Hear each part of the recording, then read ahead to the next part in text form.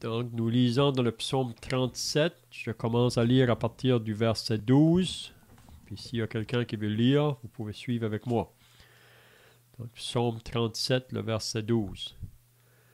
Le méchant forme des projets contre le juste, et il grince des dents.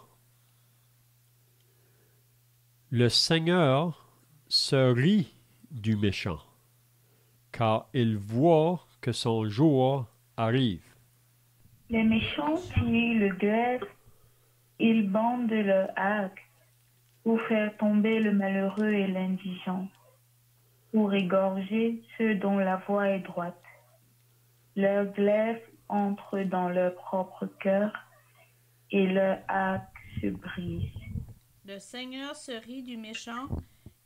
Mieux vaut le peu du juste que l'abondance de beaucoup de méchants. Car les bras des méchants seront brisés, mais l'Éternel soutient les justes. L'Éternel connaît les jours des hommes intègres et leur héritage dure éternellement. Ils ne sont pas couverts de honte quand vient le malheur et ils sont rassasiés quand la famine est là. Les méchants périssent et les ennemis de l'Éternel comme les plus beaux pâturages. Ils s'évanouissent en fumée. Le méchant emprunte, il ne rend pas. Le juste est compatissant et il donne. Car ceux que bénit l'Éternel possèdent le pays, et ceux qu'il maudit sont retranchés. L'Éternel affermit les pas de l'homme, et il prend plaisir à sa voix. S'il tombe, il n'est pas terrassé, car l'Éternel lui prend la main. J'ai été jeune, j'ai vieilli, et je n'ai point vu le juste abandonné, ni sa postérité mendiant son pain. Pour ceux qui viennent d'être ajoutés, là, on est dans le psaume 37 et on est au verset 26. Psaume 37, le verset 26. Toujours il est compatissant et il prête, et sa postérité est bénie. Détourne-toi du mal, fais le bien et possède à jamais ta demeure. Car l'Éternel aime la justice et il n'abandonne pas ses fidèles.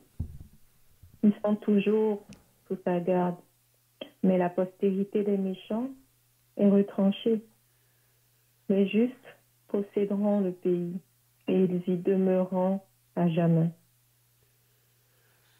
C'est bien, on va terminer là on va terminer là pour notre lecture parce que probablement qu'on ne se rendra pas là ce soir. Hein.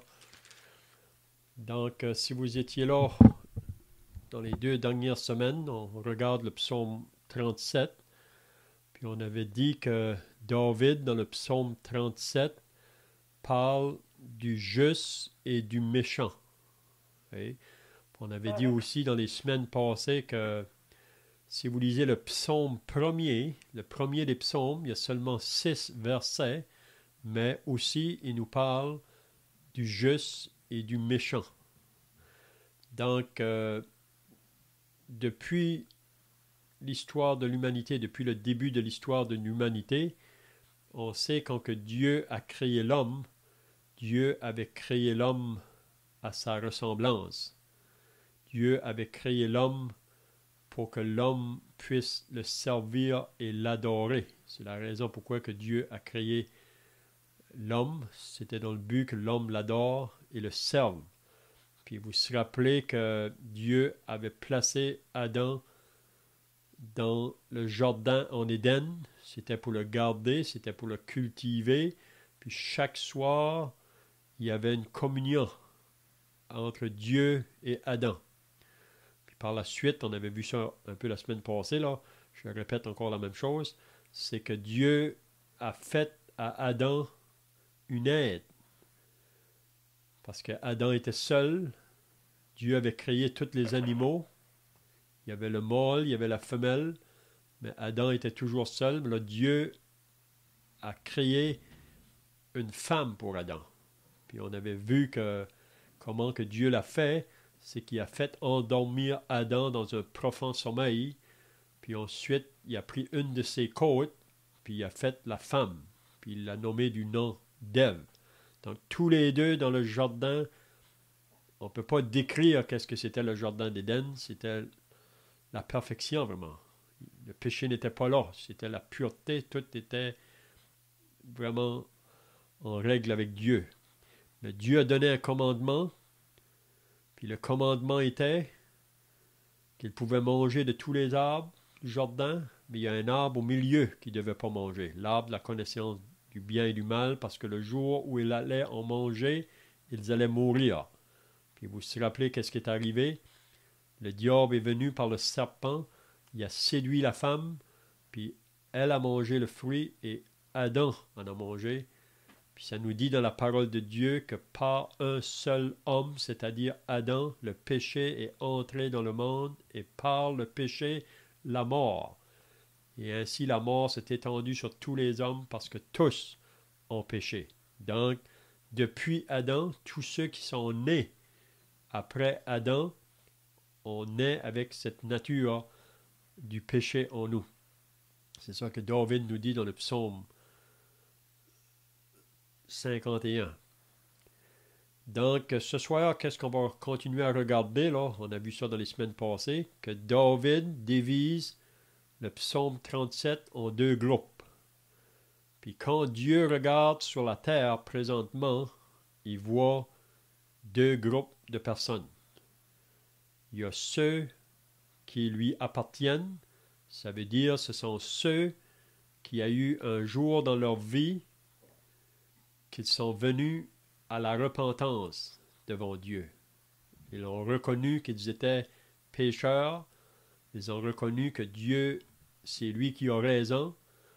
Puis qu'est-ce que la parole nous dit? Que parce qu'on est pécheur de nature, on est sous le jugement de Dieu, ou on est mort en ce qui concerne les choses spirituelles.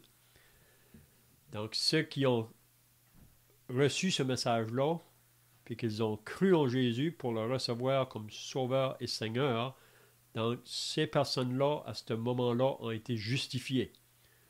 C'est ça qu'on lit dans Romains 5. Étant donc justifiés par la foi, nous avons la paix avec Dieu. Donc le peuple juste qui est présentement dans le monde, ce sont tous ceux... Oui, ça c'est Romains 5, Romains 5, étant donc justifiés par la foi. Donc présentement dans le monde, tous ceux qui ont reçu Jésus comme Sauveur et Seigneur, ce sont ceux que Dieu regarde comme les justes. Hein?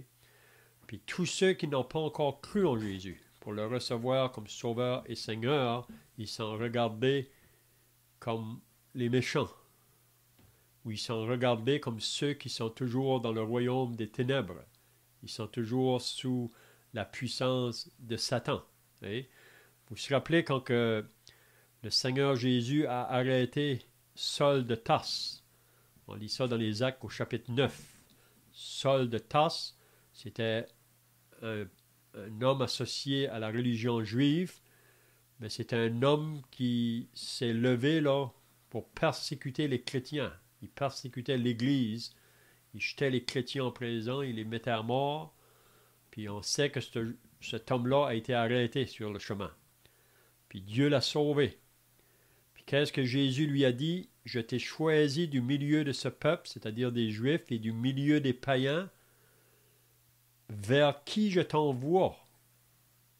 Donc Paul va être un instrument choisi de Dieu pour aller vers son peuple, les Juifs, et aussi vers les païens, afin que tu leur ouvres les yeux pour qu'ils passent des ténèbres à la lumière de la puissance de Satan à Dieu.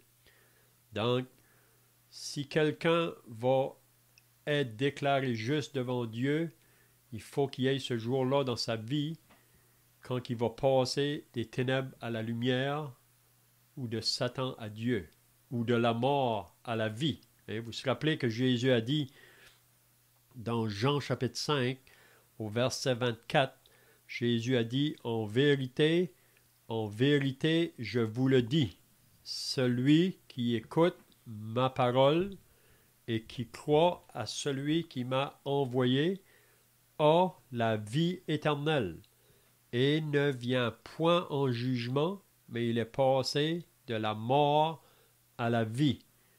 Donc, tous ceux qui vont croire en Jésus, en ses paroles, et qui vont croire que c'est le Dieu qui l'a envoyé, ils vont accepter ça vraiment par la foi, que Jésus est le seul moyen pour le salut.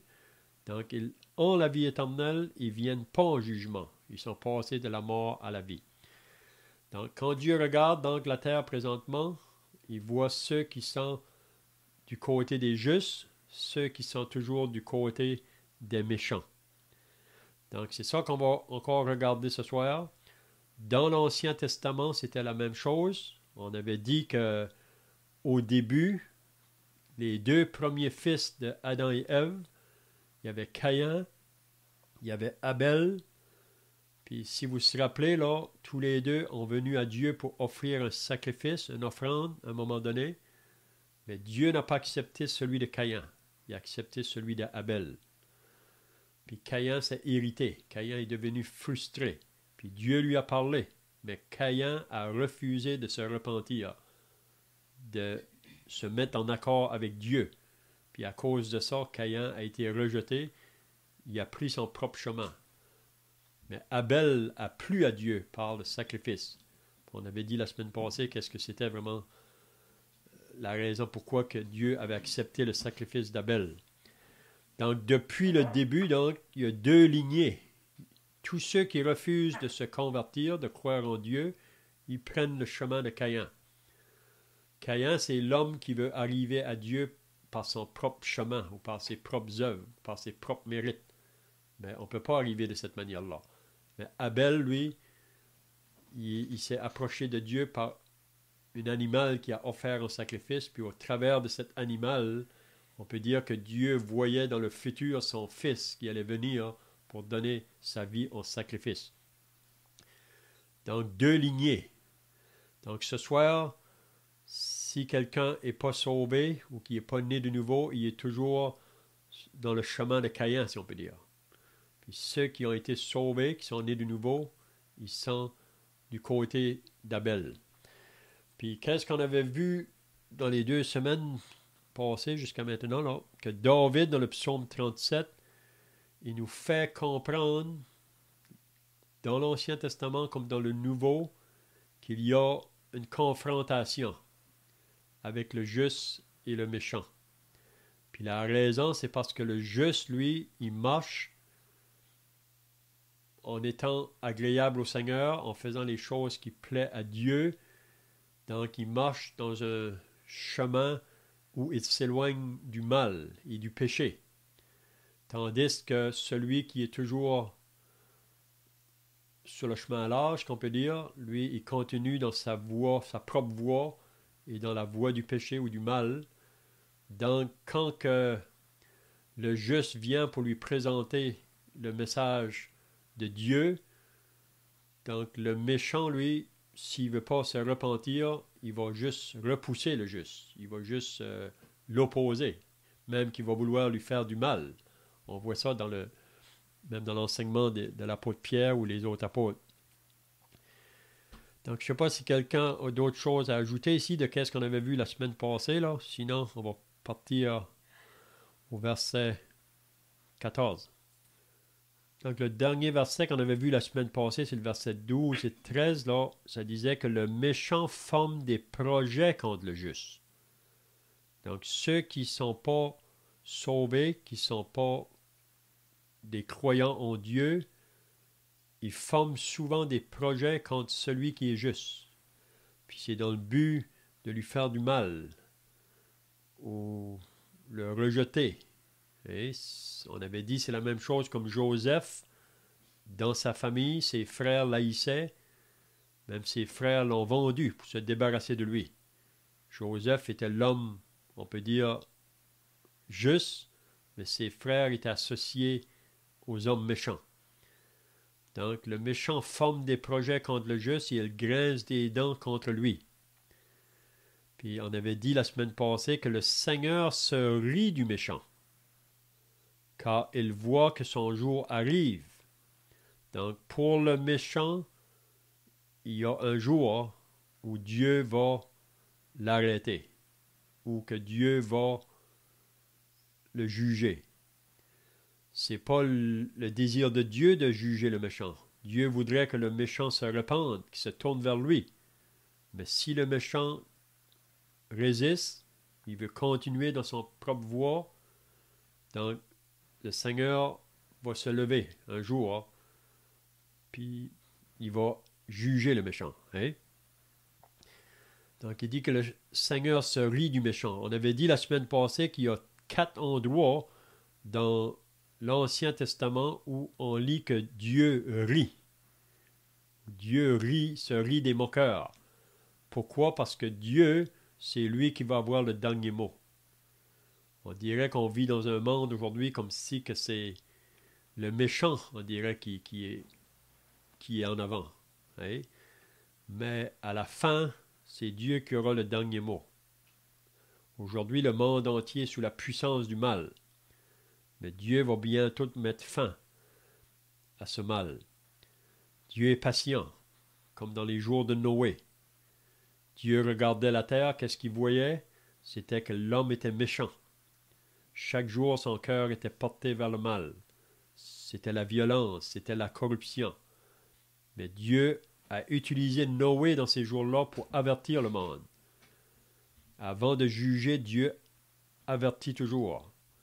Mais on sait qu'après 100 ans de prédication, il y a seulement Noé et sa famille qui est entré dans l'arche. Puis tout le monde de cette génération-là ont péri dans le déluge. Donc Dieu se rit parce que Dieu sait que le méchant ne va pas avoir le dernier mot, même si ça paraît comme ça aujourd'hui dans le monde. Hein? Donc, qu'est-ce qu'il dit au verset 14 maintenant? Les méchants tirent le glaive. Ils bandent leur arc. Pourquoi? Pour faire tomber le malheureux et l'indigent. Pour égorger ceux dans la voie étroite. Donc, c'est ça que les méchants font contre le juste. Vous savez que les méchants sont les ennemis de Dieu. Puis la parole nous enseigne qu'avant d'être sauvé ou avant qu'on soit né de nouveau, on est de ceux qui sont des ennemis de Dieu. On est en guerre contre Dieu. C'est pour ça qu'il faut se repentir puis mettre notre foi dans l'œuvre de Christ. C'est juste à ce moment-là qu'on établit la paix avec Dieu. Donc maintenant, on n'est plus ennemis, on est ses amis, si on peut dire. On travaille avec Dieu. Mais le méchant, lui, il tire le glaive. Il bande leur arc pour faire tomber le malheureux et l'indigent, pour égorger ceux dans la voie étroite. Donc, l'homme inconverti ou l'homme méchant, c'est celui qui est toujours ennemi de Dieu. Donc, il travaille contre ceux qui sont dans la famille de Dieu. C'est pour ça, si vous lisez le Nouveau Testament, vous allez voir ça à plusieurs reprises, là, dans les enseignements de Paul ou même de Pierre, que ceux qui veulent vivre pieusement en Jésus-Christ seront persécutés, seront calomniés, et on voudra leur faire du mal. Mais on avait dit la semaine passée, nous, en retour, on doit chercher à faire du bien à ceux qui nous font du mal. Donc, est-ce que quelqu'un a d'autres pensées s'est ajouté là? Peut-être qu'on peut dire aussi que, est-ce que tu penses, Léon, que on peut dire que ça vient de la jalousie qui est humaine, hein, qui est très... je dis pas que c'est une bonne chose, mais c'est humain, c'est dans le cœur de tous les hommes. Je pensais juste en écoutant ceci, une fois par exemple, il y a quelqu'un m'avait dit, alors, est-ce que vous donc, vous pensez que c'est vous seul que Dieu aime? Et cette fois-là, j'étais juste en train de... Bon, c'était dans le contexte où aller au ciel est une assurance pour moi, c'est certain. Je sais que je m'en vais au ciel. Et cette personne en face, elle était vraiment comme très remontée contre moi. Et donc, c'est ce genre de paroles qui sortaient. Est-ce que Dieu, c'est pour vous seul et est-ce que ceci, cela? Donc, souvent, c'est de... juste la jalousie. Et je dis ça, et même au début, quand j'avais rencontré une chrétienne, et elle avait l'assurance du salut, j'étais jalouse d'elle. Ce qu'elle avait, je voulais l'avoir. J'étais vraiment jalouse. Et je sais que ça, même moi, j'ai peut-être pas tenu des propos comme ceux que j'ai rencontrés par la suite, là, mais en dedans de moi, j'avais des ressentiments pas bons du tout, souvent, envers cette chrétienne-là. Mais juste pour dire, il y a une raison peut-être en arrière encore. Le méchant convoite ce que le juste a, mais vraiment, ce n'est pas le juste qui est quelque chose, c'est le Seigneur qui est quelque chose, et c'est le Seigneur qui est disponible à tous. Et ça, souvent, c'est difficile pour le méchant de voir ça. C'est ça. Mm-hmm. C'est comme tu dis, Dieu aime tout le monde. Dieu aime, c'est ça qu'on lit dans Jean 3,16, car Dieu a tant aimé le monde. Donc, il n'y a personne qui est excepté. Hein? Dieu aime les pécheurs, mais il n'aime pas le péché. Donc, si le pécheur refuse de se repentir, se mettre en règle avec Dieu, donc c'est la raison pourquoi que Dieu devra juger le pécheur. Mais Dieu ne veut pas juger le pécheur. Comme quand on lit dans Ésaïe 59, « Non, la main de l'Éternel n'est pas trop courte pour sauver, ni son oreille trop dure pour entendre, mais ce sont vos crimes, ce sont vos péchés qui mettent une séparation entre vous et votre Dieu. » Hein? Donc, la main de Dieu n'est pas trop courte pour sauver. Dieu est prêt à sauver n'importe qui, quiconque. Mais il faut que le pécheur se mette en accord avec Dieu. C'est ça la repentance, vraiment. C'est que le pécheur doit dire Dieu a raison, puis moi, c'est moi qui ai mal. Hein? C'est ça. Mais s'il entend que le pécheur n'arrive pas à cette conclusion-là, que devant Dieu, il est pécheur, il est perdu, donc il ne peut pas être réconcilié avec Dieu, à moins d'arriver à cette conclusion-là. Donc, aussi longtemps qu'on veut maintenir dans le chemin des ténèbres, le chemin du péché, et on a l'exemple avec Pharaon. Si vous vous rappelez Pharaon en Égypte, c'est un homme que Dieu a parlé à plusieurs reprises, mais il refusait de se tourner vers Dieu dans la repentance. Parfois, on dirait que ça pensait qu'il était repentant, mais son cœur était toujours endurci. Puis vous vous rappelez qu'est-ce qui est arrivé avec Pharaon.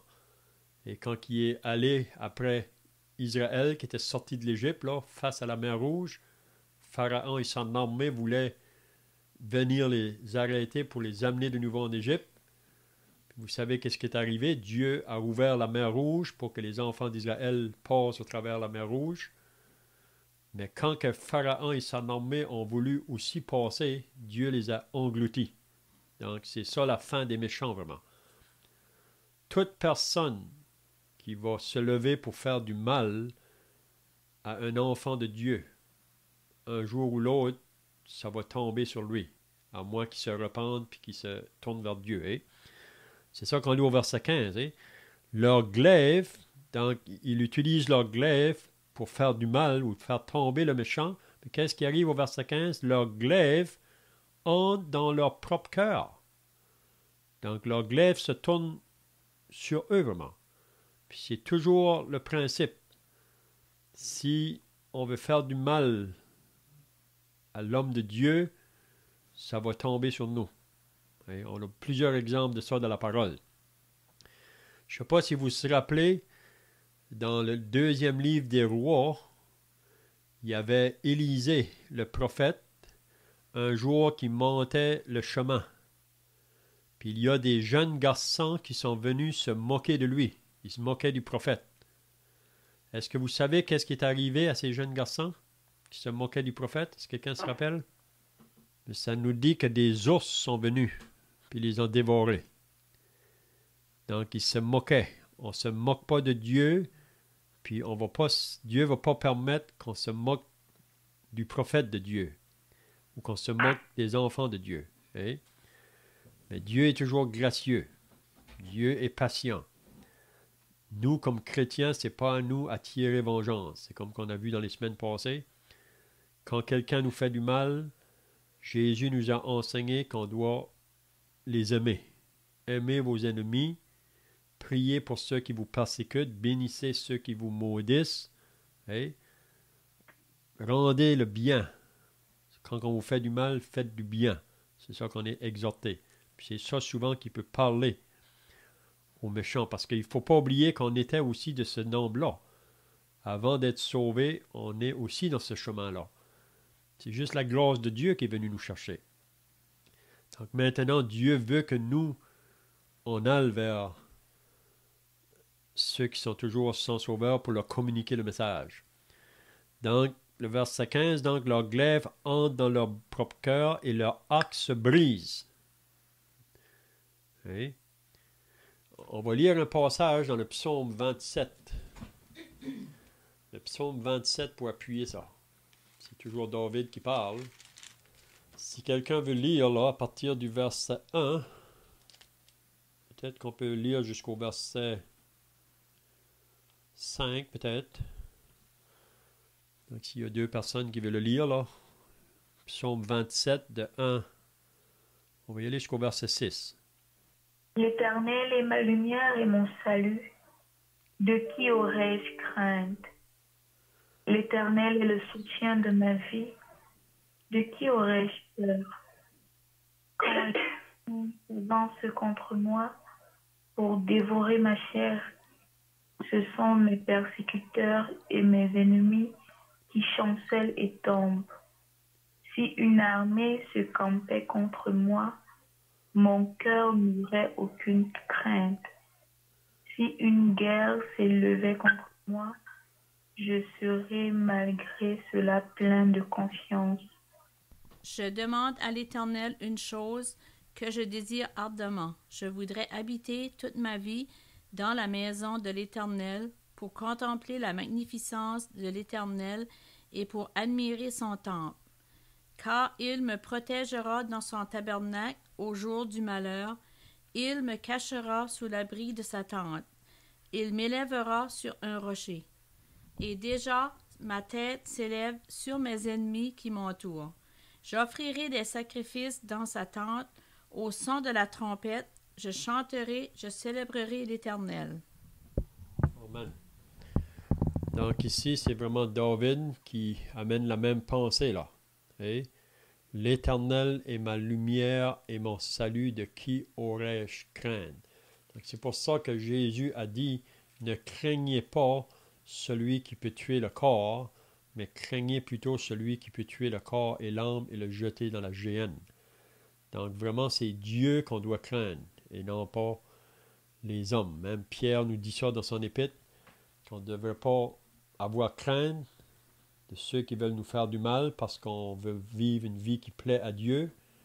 On doit simplement continuer à vivre comme Dieu veut parce que c'est à Dieu qu'on veut plaire et non pas aux hommes. Ok, donc on revient de nouveau au verset 16 du chapitre du psaume 37. Qu'est-ce qu'il dit maintenant? Mieux vaut le peu du juste que l'abondance de beaucoup de méchants.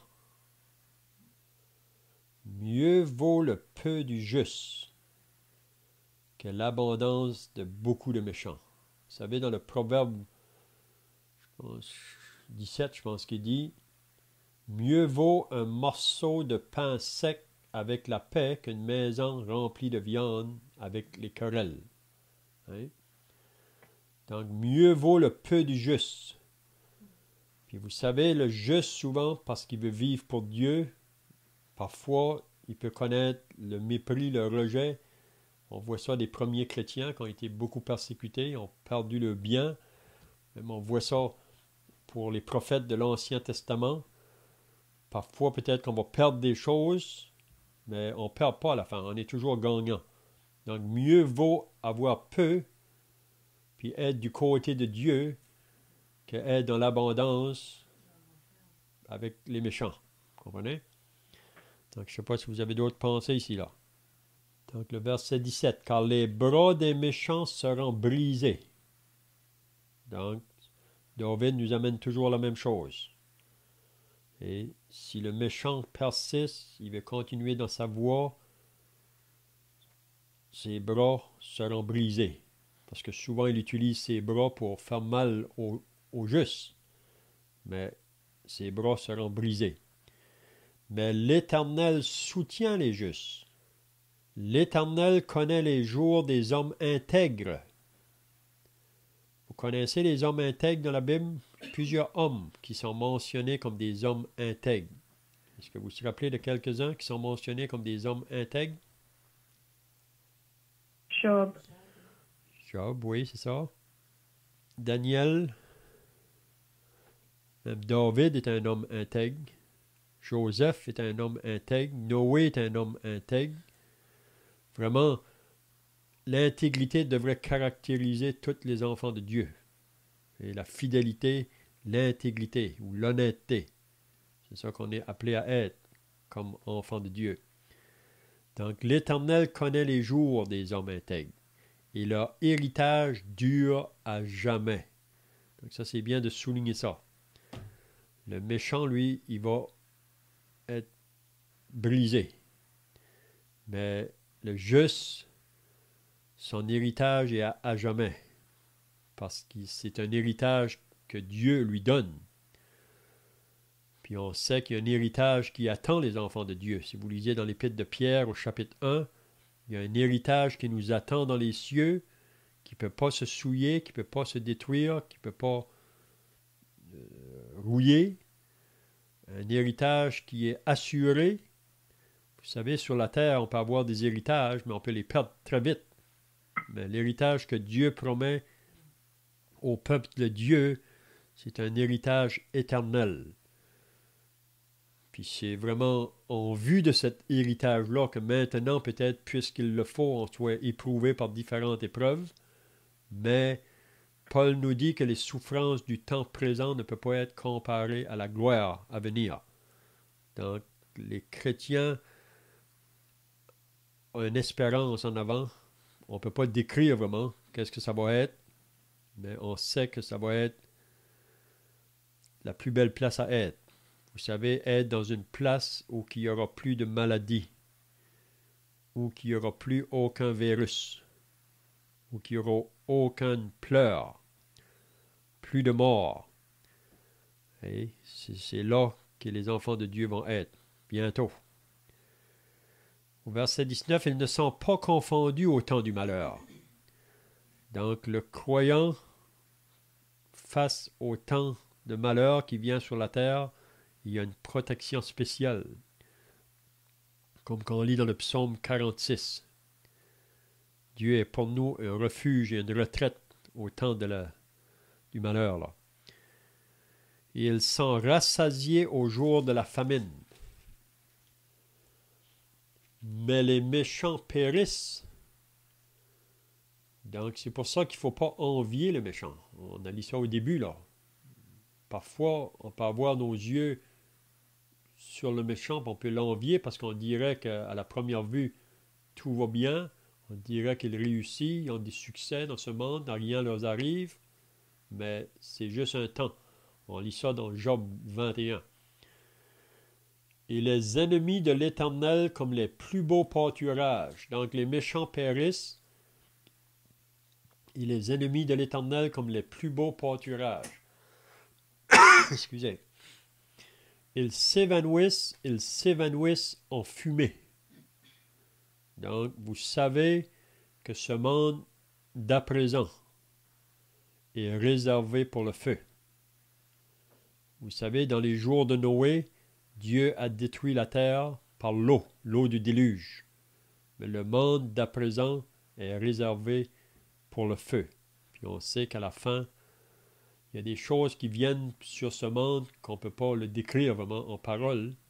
Mais si vous lisez le livre de l'Apocalypse, vous allez lire qu'est-ce qui va bientôt venir sur ce monde. Dans le chapitre 9 de l'Apocalypse, il y a un oiseau, un aigle qui vole dans le ciel puis qui parle. Est-ce que vous savez qu'est-ce que cet aigle-là dit quand il parle du haut du ciel? Est-ce que quelqu'un sait qu'est-ce qu'il dit? Mais les paroles qu'il dit, c'est malheur, malheur, malheur aux habitants de la terre. C'est ça, ces paroles. Parce que l'homme aujourd'hui qui refuse de se repentir, de se tourner vers Dieu, les malheurs vont bientôt venir. Et donc le méchant emprunte et il ne rend pas. Le juste est compatissant et il donne. Vous savez, le juste devrait être celui qui est caractérisé par la compassion, la bonté envers les autres, même être prêt à donner si quelqu'un est dans le besoin. C'est pas à dire qu'il faut se mettre dans le besoin pour soulager les autres. Paul nous enseigne ça dans 2 Corinthiens 8. Mais quand on peut aider, on voit un besoin, le juste devrait le faire. Il y a plus de bonheur à donner qu'à recevoir. C'est ça que Jésus a dit, hein? Ou l'apôtre Paul nous dit ça dans les Actes des Apôtres. Donc, est-ce que quelqu'un a des questions ici ou d'autres pensées? Là, vous pouvez le faire, il ne faut pas être gêné si vous en avez. Avec cette partie du chapitre-là, moi je pensais tout simplement à la question que le Seigneur Jésus lui-même avait posée. Et que sert-il à un homme de gagner tout ce monde s'il perd son âme? Ou que donnerait un homme en échange de son âme? C'est ça. C'est ça, on peut appartenir beaucoup de choses, mais si notre âme n'est pas sauvée, qu'est-ce que ça vaut à la fin? Hein? C'est ça que David nous fait comprendre ici, là. Car ceux que bénit l'Éternel possèdent le pays. Donc, ceux qui sont bénis de l'Éternel, ce sont ceux qui se sont tournés vers lui, pour croire en lui, pour faire sa volonté. Donc, c'est eux vraiment qui vont posséder le pays. On voit ça même dans les béatitudes. Hein? Heureux les pauvres en esprit, car le royaume des cieux est à eux. Et ceux qu'il maudit sont retranchés. Donc, c'est soit qu'on est béni ou qu'on est retranché. Et c'est un ou l'autre. Il n'y a pas de milieu. Parfois, je demande à des personnes, quand je visite avec l'Évangile, là, sur quel chemin es-tu? Il y a seulement 2 chemins, c'est pas compliqué. Le chemin large ou le chemin étroit. Parfois, il y a des personnes qui aiment à dire, moi je suis au milieu. Mais il n'y a pas de milieu. Il n'y a pas de milieu. C'est soit qu'on est toujours sur le chemin large ou qu'on est sur le chemin étroit. Puis si on est sur le chemin étroit, c'est qu'il y a eu un jour dans notre vie qu'on a entré dans ce chemin-là. Puis comment qu'on entre dans ce chemin-là? C'est par la repentance et à la foi en Jésus. Donc l'Éternel a fermé les pas de l'homme et il prend plaisir à sa voix. S'il tombe, il n'est pas terrassé, car l'Éternel lui prend la main. Donc il y a toujours la bénédiction pour le juste, si on peut dire. C'est pas que le juste ne peut pas tomber. Et on voit ça même dans le Nouveau Testament, parce qu'on a toujours cette nature charnelle en nous. Il y a une possibilité que le juste peut tomber, mais il y a la provision. Comme on a dit au début, là, c'est de confesser le péché, puis le Seigneur est fidèle et juste pour le pardonner. Mais le juste n'est pas caractérisé par une vie de péché. Vous savez, c'est ça que la parole nous enseigne. Le juste peut pécher, mais sa vie n'est pas caractérisée par la vie du péché. Donc, on va terminer. J'ai été jeune, j'ai vieilli, et je n'ai point vu le juste abandonné. Hey? Est-ce que vous vous rappelez du psaume 23? Qu'est-ce qui est dit dans le psaume 23? Quelqu'un peut le dire?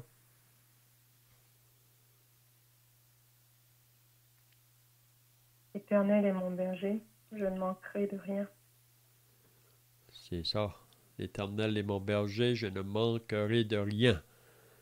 Il va toujours pourvoir pour le juste. Ni sa postérité mendiant son pain. Toujours il est compatissant et il prête, et sa postérité est bénie. Donc il y a toujours la bénédiction associée à celui qui s'est converti à Dieu. Donc détourne-toi du mal, fais le bien, et possède à jamais ta demeure. Car l'Éternel aime la justice, et il n'abandonne pas ses fidèles. Ils sont toujours sous sa garde, mais la postérité des méchants est retranchée. Donc on va arrêter ici pour ce soir. Donc, comme on a dit au début, donc, quand Dieu regarde ce monde présentement, il y a ceux qui sont associés aux justes, ceux qui sont toujours sur le côté des méchants. Mais comme on a dit au début, Dieu veut que le méchant se repente et qu'il se tourne vers lui. Par nature, on est tous des méchants. Il n'y a personne de juste, il n'y a personne qui est bon par nature, parce qu'on a la nature du péché en nous. Mais c'est seulement en venant à la repentance et en mettant notre foi en Jésus que c'est à ce moment-là que Dieu peut nous déclarer justes. Donc, je ne sais pas si vous avez des questions pour terminer ou d'autres pensées, sinon on va terminer par la prière. Notre Dieu et notre Père, nous voulons maintenant venir à toi dans la prière. Nous réalisons que nous vivons dans un monde qui est bien bouleversé en ce moment, troublé avec les choses qui se passent présentement.